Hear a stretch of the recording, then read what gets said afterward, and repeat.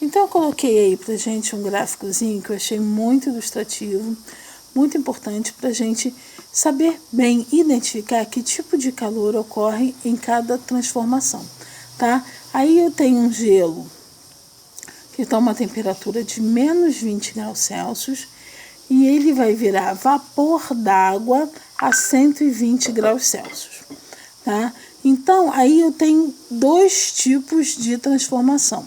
Eu tenho tanto transformação na temperatura, ele vai de menos 20 até 120 graus Celsius, como transformação do estado da matéria. Ele passa de gelo, estado sólido, para vapor d'água, estado gasoso. Então, como é que vai ocorrer? É calor sensível ou é calor latente? Digo para vocês que é os dois, mas não simultaneamente. Ocorre um de cada vez, tá? Então, acompanhe aí comigo. Primeiro, você tem o gelo a menos 20 graus Celsius. Então, a gente sabe que o gelo vira água, ou seja, sofre fusão quando chega a 0 graus Celsius. Então, o primeiro passo é o gelo passar de menos 20 graus para 0 graus Celsius. Concordo? Nesse primeiro trecho, a gente tem variação de temperatura.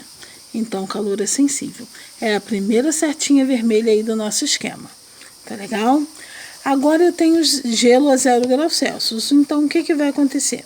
Agora o gelo vira água, né? Então, ele vai virar gelo de 0 graus Celsius a água a 0 graus Celsius. Então, nesse caso, variação do estado da matéria. Então, é a segunda setinha vermelha, onde vai ocorrer calor latente. Tudo bem? Então, agora eu já tenho água, né? Água a 0 graus. Então, ela vai aquecer até começar a virar vapor, ou seja, até atingir a temperatura de 100 graus Celsius. Então, a água de 0 graus, a água a 100 graus, terceira setinha vermelha, vai ser novamente calor sensível.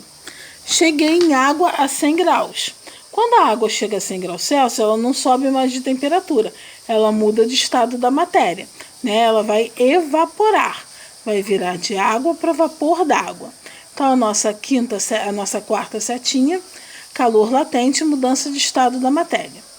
Eu tenho vapor a 100 graus, quero chegar em vapor a 120 graus.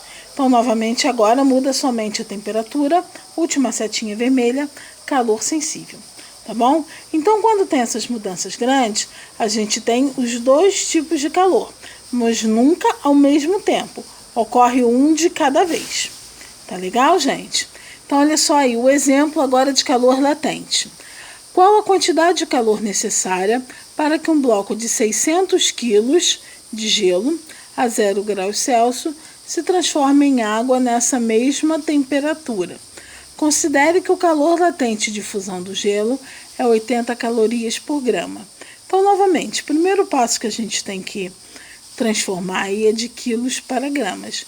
600 quilos, ou seja, multiplicando por 1.000, 600 mil gramas. Então, o calor latente é Q é igual a massa M vezes o calor latente de fusão, que é o L.